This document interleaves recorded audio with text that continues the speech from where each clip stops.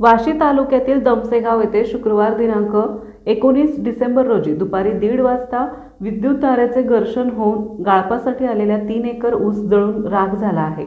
दमसेगाव येथील प्रभाकर नारायण उगडे यांच्या survey number 275 मधील 3 एकर ऊस पेटल्याने शेतकऱ्यांचा उभा ऊस आणि गाळप करण्यासाठी कारखान्यातला तोडलेला ऊस जळाला आहे।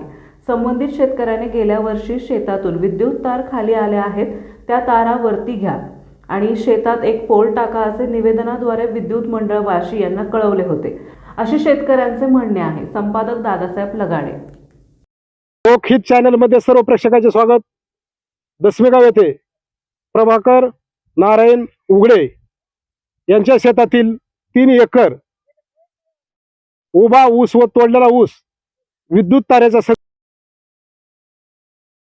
आपल्या परिसरातील बातम्या पाहण्यासाठी चॅनलला सबस्क्राइब करा, व्हिडिओला लाईक करा आणि बेल आयकॉन दाबायला विसरू नका।